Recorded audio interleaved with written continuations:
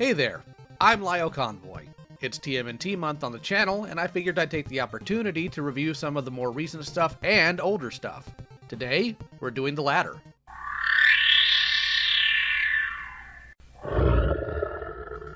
Released in 1992, this is Raphael's Muta-Bike. Following after their Mutating Turtles, Playmates decided to make some transforming vehicles. This is one of them. But as I'm sure you've noticed, one of the tubes isn't there. That's because it needs to be repaired. So not only will you be seeing a review, but also a repair. I started out by using a pin vise, a hand drill, to drill a small hole at both the broken end of the tube and the location it's supposed to plug in. After that's done, I place a small sewing needle into the hole, and clip it to size, pushing the tubing onto it. And there we go. Good as new. That's not all I have to do though. I also need to apply stickers. Part of the fun of these older figures, we're always applying stickers. So while that plays, I'll tell you about when I got this as a kid. Granted, this isn't that specific toy, but you know what I mean.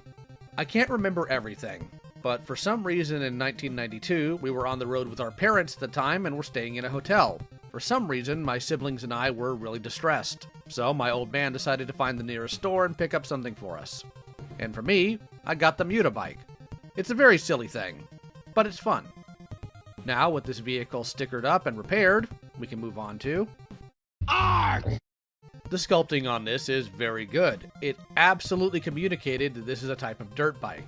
The turtle shell details on both the seat and the tires are a nice touch too. I can't be remiss in mentioning Raphael's head on the tires, in case you didn't know who it belonged to.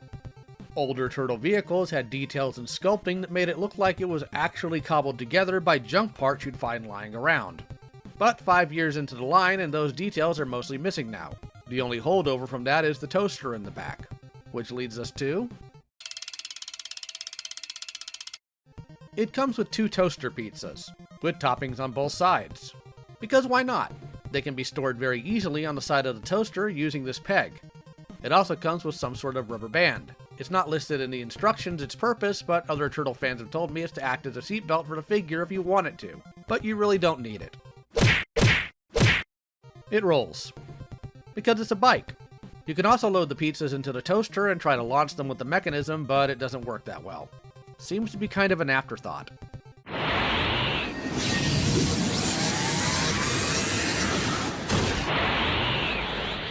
Alright, time for the main show here. Time to turn this bike into a gonzo glider. I'll go ahead and play the footage here.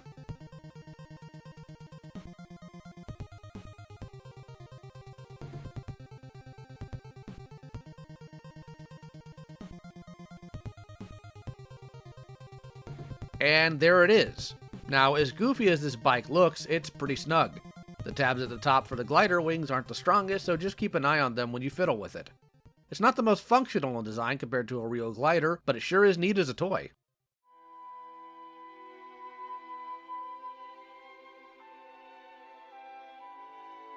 I love this vehicle. It's goofy, fun, and had a lot of play value as a kid.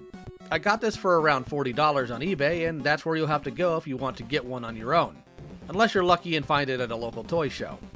I will say though that there's a few pain points you'll need to keep an eye open for when you buy it on secondhand market.